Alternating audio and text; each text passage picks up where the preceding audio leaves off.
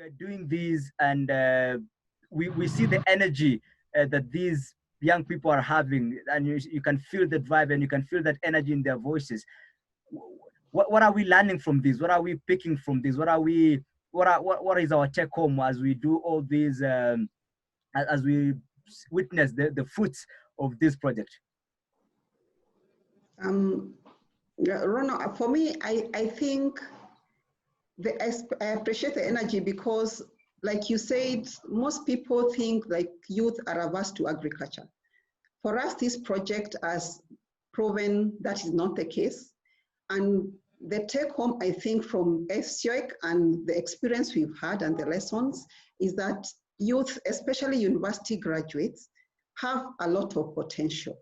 What they need is that for that potential to be tapped, to be given opportunities like Martin said earlier, to be given opportunities, to be given an enabling environment and support so that these ideas they have can grow. And of course, there's the funding part. So for me, the take home is that the youth have a lot of potential, which as a university, as organizations, as a country and globally, we need to tap using the enabling environment, and they can go places. We've seen this youth, somebody who is totally not in agriculture. By the way, all this, the OICs, was there one actually from the School of Agriculture? I know most of them were from other departments. They came up with agribusiness solutions. They took them back to their communities, some of them with harsh conditions, and were able to actually change the knowledge, the attitude, and the practice of the communities there, because we gave them as a project the enabling environment, and we supported them. They were coached, they were mentored. So for me to take home is that this agriculture, youth are not averse to agriculture. They are very, very innovative. One of the teams actually came up with a dryer for drying vegetables and fruits for preservation.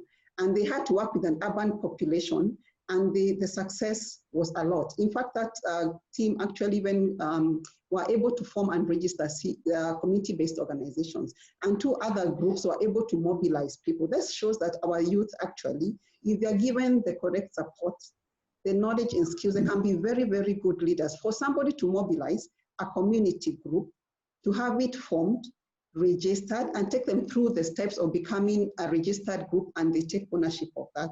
I think that is a lot of potential that we have in our youth.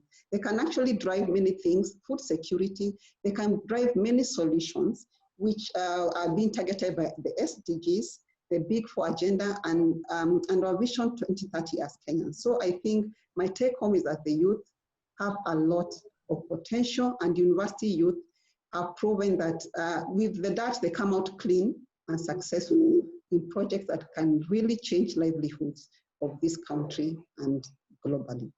Thank you. Thank you so much, Dr. Ari, for that. Indeed, absolutely. There is much you can do because we've done much already, but there is a lot we can do to make a huge brigade of young people who are really passionate and have the energy. To our audience who are watching, you can send a message via the chat box. We'll be able to ask the questions, I mean, right now to our panelists here. I want to recognize a partner, that is Emmanuel Atamba from Root to Food Organizations field, recognized Mr. Emmanuel Atamba. I want to as well recognize Mr. Simon Nyaga from Lady Kenya. Is also a partner and a stakeholder here as well. Then I want to recognize Mr. Patrick Kibe. He was a field supervisor for the Nairobi OYC team. To Mr. Martin, I don't know what is your take home from this, coming in from the angle of a partner. What is your take home?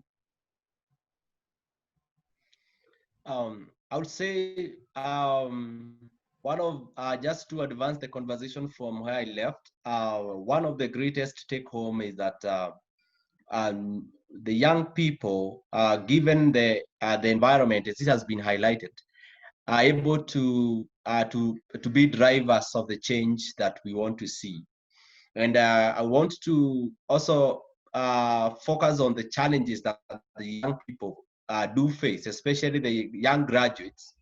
We have a big challenge with unemployment. And I think my biggest lesson in view of such a program is that young people are able to employ themselves. They're able to create jobs for themselves, because in this model, what we were, the capacity that we are building in the young people and enhancing was to make sure that they are able to run sustainable enterprises in as much as they are running social change initiatives. So one of the model, I think somebody highlighted on the modules that they were going through. One of the modules that we are going through was on social entrepreneurship. And I think that is what we do mainly. Be enhancing their capacity on ensuring that they're able to run sustainable enterprises. That is to say, they are able to create employment for themselves. They are able to earn, to get a living out of what they are doing and changing communities. And I think that we have also been able to realize young people who have passionately pursued their path. Even some of them, they have received some recognition even beyond their country. We have like the Info for Food, who have gone out to do a presentation abroad on their initiative, and getting other partners to be collaborators. So that strength and refining of ideas and registration of such ideas, because one of the other tool, or one of the strength that we were also having within the program, was to emphasize on having the initiative branded and given a name that gives it an existence, such that they are able to push it forward beyond the project. And I think the aspect of sustainability was relying so much on their ability to generate income as they drive social change. But ultimately, we are able to see the change that we are looking for. We were focusing on households enhancement of food security, which is a value, which is an output that we are looking forward to have. But at the same time, we have young leaders, strong and energetic, who are stepping out, going to some of them who get to employment. They go out there with quite a bit of employability skills. They go out there with more attributes as a young leader. But at the same time, they drive initiatives that are changing communities and, of course, generating income for themselves. This is the challenge of the decent. When you're talking of decent jobs for young people, it is about such initiatives, which they are running with their passion, but at the same time, they are changing the lives of communities. Thank you. Indeed, Martin, that is very powerful there. Of course, there's a lot of wisdom when it comes to, you added the proverb that you give someone fish, but rather you teach them how to fish so that they can be sustainable in what they do. So by imparting these skills on these young people, they ensure that they're sustainable when it comes to producing for themselves and even creating employment for others. And I wanted this time to recognize Dr. Martin Ogola. He was an expert for community leadership and management in this project. So Dr. Martin Ogola, feel recognized so much. I want to as well recognize Dr. Eunice Njogu, who was an expert for community food security and sustainable livelihoods. I want to as well take this time to recognize Beatrice Wamboi. She has been an expert for the value chain thinking aspect for the project. There's a question here for the OICs. I'm seeing a question here from the OICs from Simon Nyaga. So Simon Nyaga says, I would like to know from the OICs what challenges they faced during the implementation of the project and how they solved them. Caroline, you go first. Yes, so one of the major challenges we faced working with an urban community is first the community mindset, because they are used to handouts.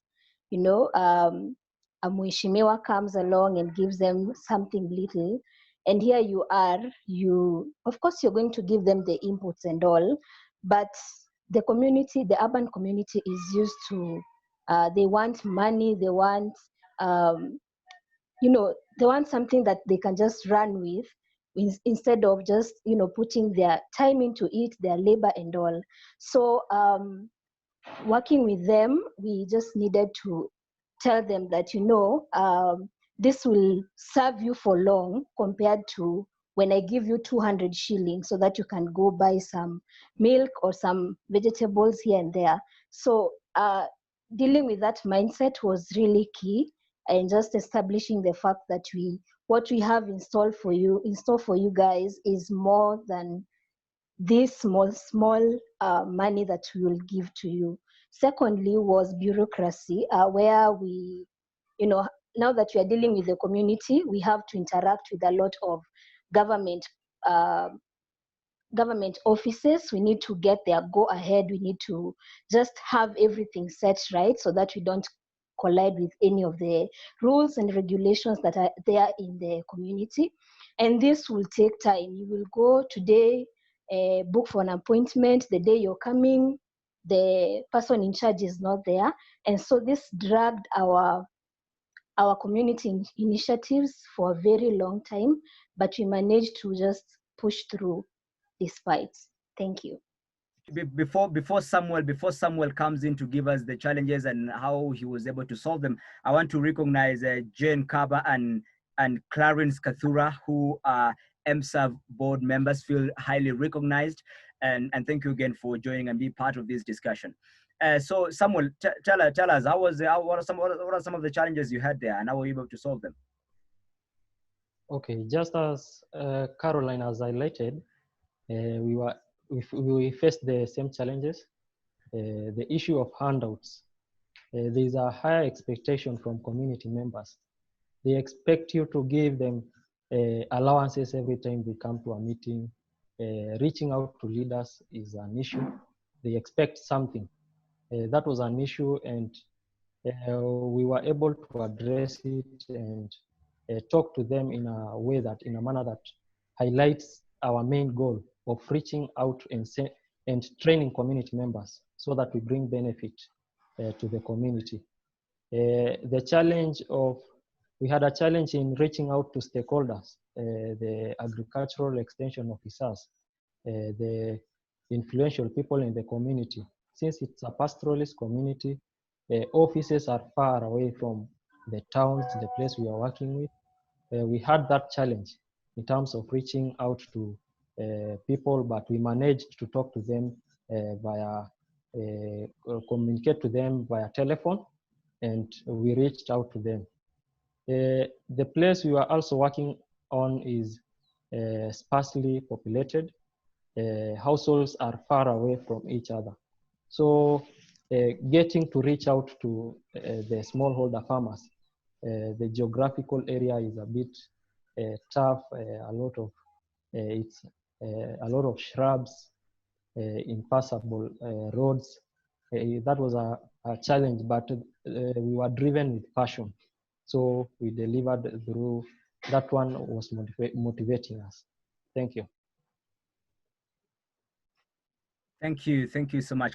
Thank you so much, Samuel, for that.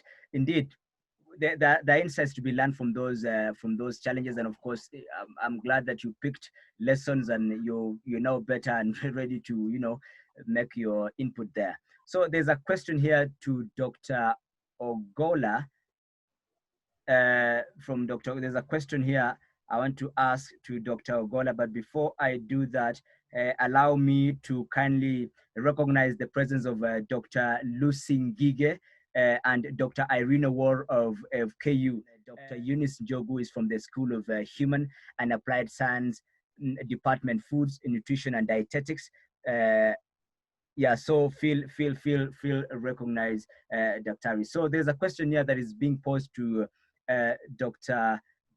Ogola that from Nyaga, if I'm not wrong, asking that what message would you have to students who are graduating from institutions of higher learning on their contribution to food and nutrition security? Thank you, Simon, for that question. For graduating students from our institutions of higher learning, I think first is to tell them that they have been well prepared. The university staff are preparing them well. They are getting them ready with the knowledge they require to transit to the labor market. That said, secondly, I think they need to have the correct mindset, because I think it begins with your psyche, with what you believe. So I think they need to adopt a correct mindset with regards to agriculture, food security, and finding solutions to other community and societal challenges and issues. And that my other message would be that the potential is within them. All they need to do is actually to look for opportunities and seize these opportunities. They have a lot of potential and a lot of knowledge. All that they need now is the practical aspect, and they need to look out for opportunities and seize them, and also to get the right partners to work with them. I think it's important for our students and the graduating students to find the correct people to hold their hands. People who will give them a springboard to step on so that they can now take the leap from academia to the labor market, and then the people hold their hands as they grow so they can find the correct footing. And then I think my last message would be to them is that they need to have an open mind. They should not look down on any opportunity, and a small opportunity can lead them to places. I think it's for them to seize even the smallest opportunity. It's good to start small. It's good also to get the right mentors, and also to put yourself, to have teams and friends who support you and your ideas. I think that is very, very key for me. So for me is self-belief, seize opportunities, look for them, get correct mentorship from different people, link up with the correct partners, and do not turn down any opportunity, however small it is, and they believe in themselves. I think, and also they need to, the mindset that they are half-baked, for me, I don't believe that is true, because I think at universities we prepare them well, and now we are really, many universities, and KU especially, is working to connect the research, the innovation, and the practice. I think they need to look out for those that line of transition so that they are able to cope with the labor market and transit well to the labor market. That's what I would say. Thank you. Thank you so much. Quite insightful there. To Martin, there's a question that is being asked by Nyaga again. It says to Mr. Martin of MSEV, how is your organization working to connect the youth to opportunities from a global perspective? Thank you, Martin. All right. So thank you so much. Thank you so much, Nyaga. I would say as an organization, we are positioned to strengthen the local ecosystem. But at the same time, we do work with a global network. Myself, I do work with the MIT University as an ecosystem enabler here in Kenya and East Africa. And one of the things that we do is to bring together, every year we do gather young entrepreneurs for what we call the Grassroots Entrepreneurship Summit. And now it is East Africa. Like last year, we had entrepreneurs from Uganda, entrepreneurs from Tanzania joining us for that convening. The other thing we also do as a team leader, I'm also part of the European Youth Awards, which is a convening or a connection for somebody who needs to mute their mic. So what I do, I'm also part of the European Youth Network, which is a collaboration with the European nations, creating opportunities for young people to do what we call youth mobility. So like in the month of April, in the month of February, we were able to host 4 volunteers from different countries. And at the same time, we were planning to do another mobility for young innovators from Kenya to go to other countries like Italy and Spain. And basically what we do is to create that exchange of ideas and learning to make sure that the young entrepreneurs here in Kenya have an understanding of the global perspective. They have a bigger picture of the global goals in terms of enhancing livelihoods and decent work for the young people. So as I would encourage the participants to reach out to us. We'll be able to see more details about our programs. But of course, now with Corona, quite a number of items, quite a number of programs have been able to be put on hold. But generally, we have a bigger network as ambassadors of change in Africa and globally. Thank you.